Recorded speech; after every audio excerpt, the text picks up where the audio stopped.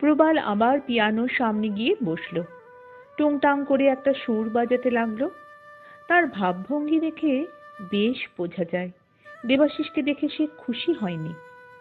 সে বয়সে দেবাশিসের চেয়ে বছর দেড়েকের বড়, মাঝারি দৈর্ঘ্যের বলিষ্ঠ চেহারা, মুখের গড়নে বৈশিষ্ট্য না থাকলেও জৈব আকর্ষণ আছে, চোখের দৃষ্টি অপ্রসন্ন।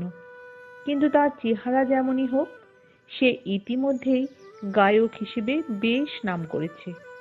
তার কয়েকটা গ্রামোফোন রেকর্ডও খুব জনপ্রিয় হয়েছে, রেডিও থেকেও মাঝে মাঝে ডাক পায়। প্রবালের সঙ্গে দেবাশিসের অনেক দিন দেখা হয়নি। এক সময় তারা একসঙ্গে স্কুলে পড়তো, ভাবসাবও ছিল। তারপর দেবাশিস স্কুল পাশ করে দিল্লিতে পড়তে চলে গেল। কয়েক বছর পরে তাদের এই প্রথম দেখা। এই বছরের মধ্যে দেবাশিসের বাবা প্রজাপতি প্রসাধন নামে শৌখিন টয়লেট দ্রব্যের কারখানা খুলে বড় মানুষ হয়েছেন। আর প্রবালের বাবা হঠাৎ হার্ট ফেল করে মারা যাওয়ার ফলে তাদের সম্পন্ন অবস্থান খুবই অধোগতি হয়েছে। প্রবাল গান গেয়ে কোনো মতে টিকে আছে। প্রবালের কথা বলার ভঙ্গিতে দেবাশিস বেশ অপ্রস্তুত হয়ে পড়েছিল। নৃপতি তাকে ঘরের এক কোণে নিয়ে গিয়ে সোফায় পাশাপাশি বসে গল্প করতে লাগলো। বলল, আমার আড্ডায় 5-6 জন আসে, কিন্তু রোজ যে সবাই আসে তা কিন্তু নয়, আজ আরো 2-3 জন আসবে। নৃপতি দেবাশিসের সামনে সিগারেটের টিন খুলে ধরল। দেবাশিস মাথা নেড়ে বলল, ধন্যবাদ, আমি খাই না। নিজে একটা সিগারেট ধরিয়ে নৃপতি খাটো গলায় বলল, প্রবাল গুপ্ত গাইয়ে বাজিয়ে লোক, একটু বেশি সেন্সিটিভ। আপনি কিছু মনে করবেন না, ক্রমে সব ঠিক হয়ে যাবে।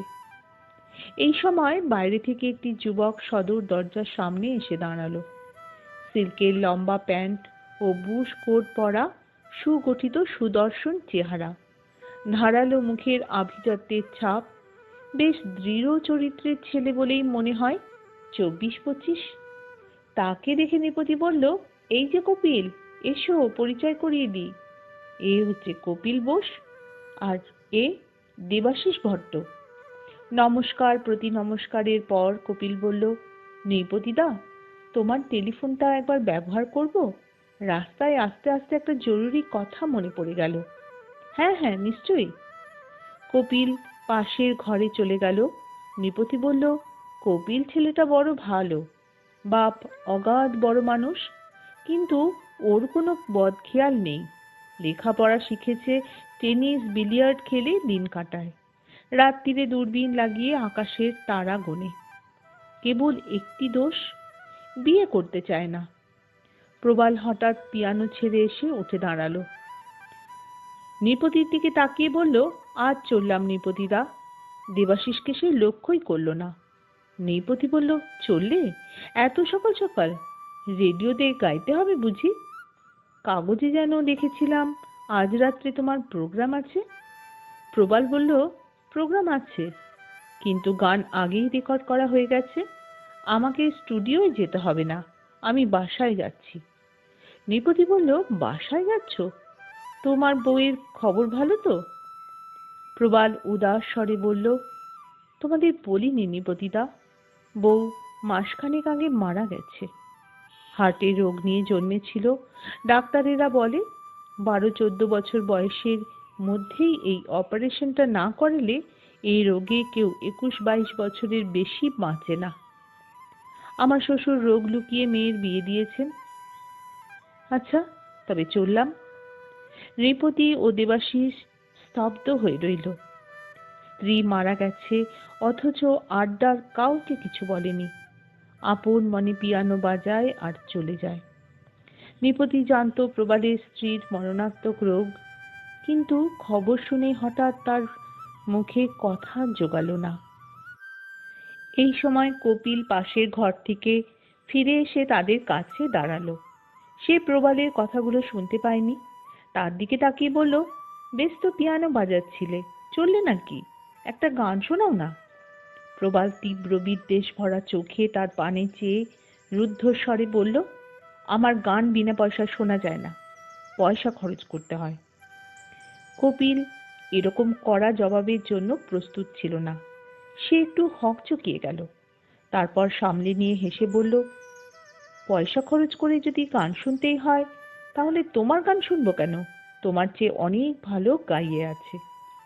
প্রবাল আর দাঁড়ালো না, হনহন করে ঘর থেকে বেরিয়ে গেল। কপিল একটা চেয়ারে বসে সিগারেট ধরালো। নৃপতি অপ্রতিভ মুখে বলল, আজ প্রবালের মেজাজটা ভালো নেই। কপিল বলল, প্রবালের মেজাজ সর্বদাই সপ্তমেই চড়ে থাকে, ধাতুগত বিকার। ওর স্ত্রী মারা গেছে। কপিল চকিত হয়ে বলল, তাই নাকি? আমি জানতাম না তো। ছি ছি, অসভ্যতা করে ফেলেছি। নৃপতি বলল, যাকগে, তুমি কেমন আছো বলো, কয়েকদিন তোমাকে দেখিনি। কপিল বলল, প্ল্যান করেছিলাম ব্যাঙ্গালোরে বেড়াতে যাব, কিন্তু প্ল্যান ভেস্তে গেল। ভেস্তে গেল কেন? আমার সঙ্গে যার যাবার কথা ছিল সে যেতে পারল না। একলা বেরিয়ে সুখ নেই। তা বটে, কিন্তু তুমি বিয়ে করছো না কেন? বিয়ে করলে তো একটা চিরস্থায়ী সহযাত্রী পাবে।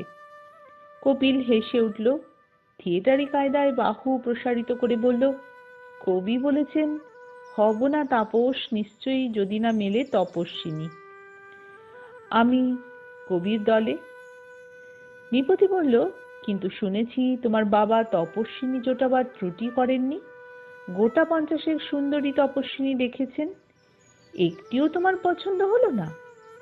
কপিল একটু গম্ভীর হয়ে বলল, সুন্দরী মেয়ে অনেক আছে নৃপতিদা, কিন্তু শুধু সুন্দরী হলেই তো চলবে না। আমি এমন বউ চাই যার মন হবে আমার মনের সমান্তরাল, অর্থাৎ সমান ধর্মা। কথাটা বুঝেছেন? বুঝেছি। তুমি হুঁশিয়ার লোক, তা নিজে পছন্দ করে বিয়ে করো না কেন? তোমার বাবা নিশ্চয়ই অমত করবেন না।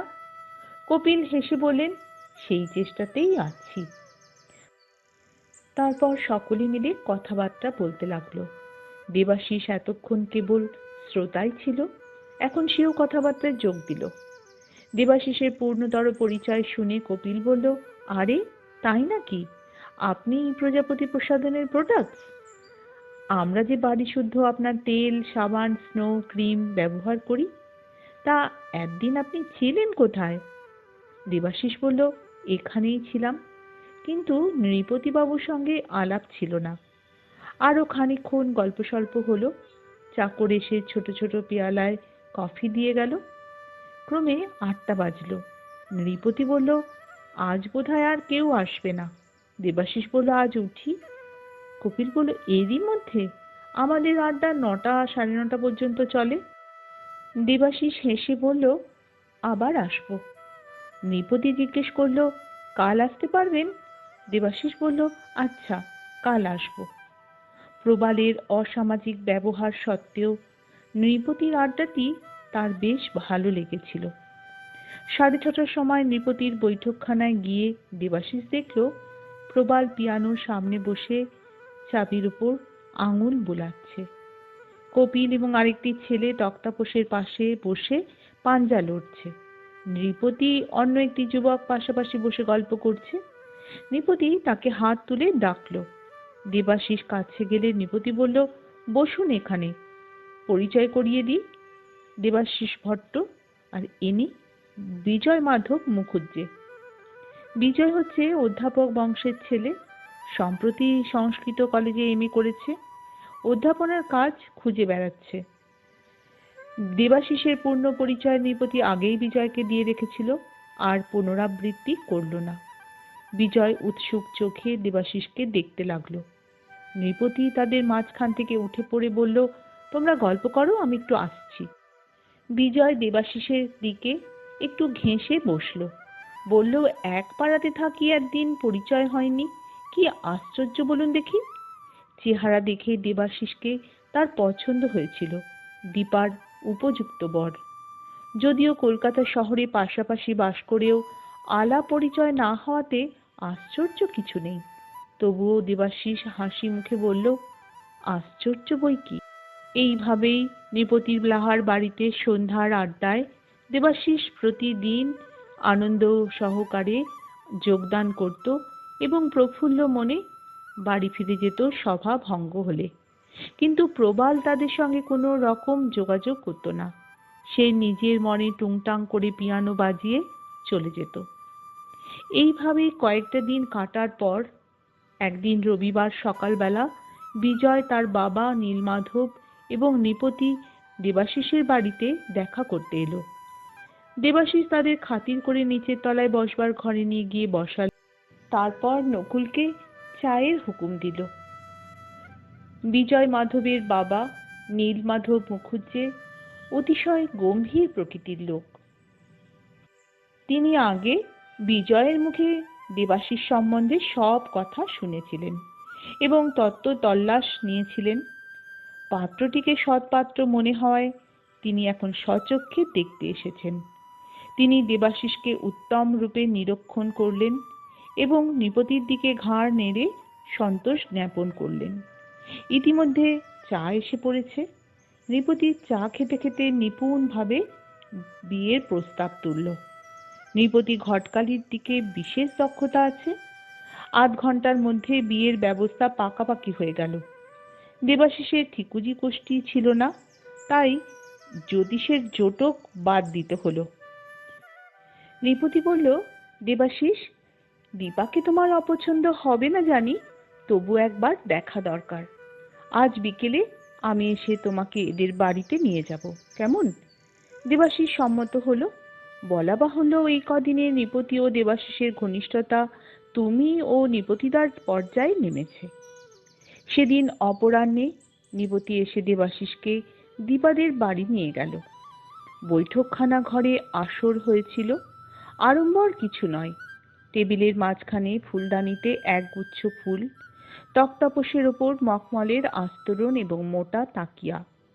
বিজয় তাদের নিয়ে গিয়ে ঘরে বসালো। তারপর নীলমাধবের এসে দেবাশিসকে তেতালার ঘরে নিয়ে গেল। উদয় মাধব তার সঙ্গে দু চারটে কথা বললেন। তার মুখ দেখে বোঝা গেল ভাবী নাতজামাই দেখে তিনি সন্তুষ্ট হয়েছেন। তারপর নীলমাধব দেবাশিসকে নিয়ে আবার নিচে নেমে এলেন। 5 মিনিট পরে বিজয় গিয়ে দীপাকে নিয়ে এলো। দীপা এসে টেবিলের কাছে এসে দাঁড়াল। দীপার পরনে 8 পৌরে শাড়ি ব্লাউজ, কানে ছোট ছোট দুটো সোনার দুল, গলায় সরু হার, হাতে 3 গাছি করে চুড়ি। কনে দেখানো উপলক্ষে তাকে সাজগোজ করানো হয়নি কিংবা সে নিজেই সাজগোজ করেনি। সারা দেহে প্রচ্ছন্ন বিদ্রোহ। একবার সে পলকের জন্য চোখ তুলে দেবাশিসের দিকে চেয়ে আবার চোখ নিচু করল। ভ্রুর ঋজু রেখার নিচে চোখের দৃষ্টি প্রখর। দেবাশিস কিন্তু দীপাকে খুব ভালো লেগে গেল। স্ত্রী জাতি সম্বন্ধে তার অভিজ্ঞতা শূন্য বললেই হয়, তবু দীপাকে দেখে তার মনে মাধুর্যের সঞ্চার হলো। মনে হলো একে স্ত্রী রূপে পেলে সে খুব সুখী হবে। 2 মিনিট পরে বিজয় বলল, দীপা, তুমি এবার যাও, দেখা হয়েছে। দীপা চলে গেল। তারপর মিষ্টিমুখ করে দেবাশিস সলজ্জ সম্মতি জানালো। 2 সপ্তাহের মধ্যে সব ঠিকঠাক বিয়ে হয়ে গেল। এই 2 সপ্তাহের মধ্যে দীপা যে তার প্রেমিকের সঙ্গে চুপি চুপি টেলিফোন মারফত বাক্যালাপ করেছে, সতর্ক পাহারা সত্ত্বেও তা কেউ জানতেই পারল না। বিয়ের রাত্রে কনের বাড়িতে নিমন্ত্রিতদের মধ্যে নৃপতির বাড়ির আড্ডাধারীরাও এলো, কারণ তারা বিজয়ের বন্ধু। আবার বৌভাতের রাত্রে যারা দেবাশিসের বাড়িতে নিমন্ত্রিত হয়ে খেতে এলো, তাদের মধ্যে প্রজাপতি ফ্যাক্টরির সহকারীদের সঙ্গে নৃপতির দলও এলো, কারণ তারা দেবাশিসের বন্ধু। যাকে বলে পরের ঘরের মাসি, কনের ঘরের পিসি। দেবাশিসের বাড়িতে স্ত্রী লোক নেই। দীপার কয়েকটি প্রতিবেশী সখী এসে ফুলসজ্জা সাজিয়ে দিয়ে গেল। অনেক রাত্রি পর্যন্ত খাওয়া দাওয়া আমোদ আহ্লাদ চলল। নৃপতির দলের সকলেই আসর জমিয়ে রাখল। বৌভাত উৎসব শেষে অতিথির দল যখন বিদায় নিল, তখন রাত 12টা বেজে গেছে। বাড়ির নিচের তলায় রইল ভৃত্য নকুল, আর দোতলায় দেবাশিস এবং দীপা। প্রথম মিলন রাত্রি। শেষ অতিথিকে বিদায় দিয়ে দেবাশিস ওপরতলায় গিয়ে দেখল সব ঘরে বড় বড় আলো জ্বলছে। বসবার ঘরের একটা চেয়ারে দীপা শক্ত হয়ে বসে আছে। দেবাশিস তার সামনে গিয়ে দাঁড়ালো। দেবাশিসের স্বভাব যা সম্ভাব্য তাই। তার মন স্বীকার করে নেয়, বিলক্ষণতার দিকে সহজে তার দৃষ্টি পড়ে না। সে দীপার দিকে দুহাত বাড়িয়ে স্নিগ্ধ হেসে বলল, এসো। দীপার চকিতে একবার চোখ তুলল, তার চোখে ভয়ের ছায়া। দেবাশিস ভাবল কুমারী মনের স্বাভাবিক লজ্জা। সে দীপার পাশে চেয়ারে বসে তার হাতের উপর হাত রাখলো, বলল, 12টা বেজে গেছে, আর কতক্ষণ বসে থাকবে? চলো, শোবার সময় হলো। দীপা হাত সরিয়ে নিল। তার গলা শুকিয়ে কাঠ হয়ে গেছে, তবু যা বলবার তাকে বলতেই হবে এখন, আর দেরি করলে চলবে না। সে জড়িয়ে জড়িয়ে বলল, আমি আমি আলাদা শোবো। দেবাশিসের মনে কৌতুকের সঙ্গে একটু বিস্ময় মিশল। কথাগুলো যেন একটু বেসুরো ঠেকল, ঠিক লজ্জার মতো নয়। তবু সে হাসি মুখেই বলল, তুমি আলাদা শুলে ফুলশয্যা হবে কি করে? দীপার শরীর কেঁপে উঠল। সে শরীরের সমস্ত স্নায়ু পেশি শক্ত করে বলল, না না, আমি আপনাকে একটা কথা বলতে চাই। হ্যাঁ, আমি। এবার এবার দেবাশিসের মন থেকে কৌতুকের ভাব একেবারে লুপ্ত হয়ে গেল। সে কিছুক্ষণ স্থির চোখে দীপার পানে চেয়ে থাকলো, তারপর বলল, কি বলতে চাও? দীপা ঘন ঘন নিঃশ্বাস পড়তে লাগলো। সে কোনো মতে হাঁপাতে হাঁপাতে বলল, আপনি আমাকে ক্ষমা করুন, আমি অন্য একজনকে ভালোবাসি। কথাটার ভাবার্থ দেবাশিসের মস্তিষ্কে প্রবেশ করতে বেশ খানিকক্ষণ সময় লাগলো। তারপর তার মনে যে দীপ জ্বলেছিল তা আস্তে আস্তে নিভে গেল।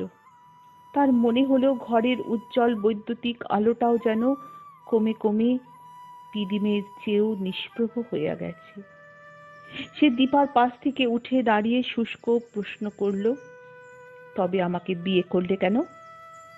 দীপা ঘাড় গুজে বসে রইল। কেবল তার অন্তরের ব্যাকুলতা কণ্ঠস্বরে ব্যক্ত হলো, আমি দোষ করেছি, কিন্তু আমার উপায় ছিল না।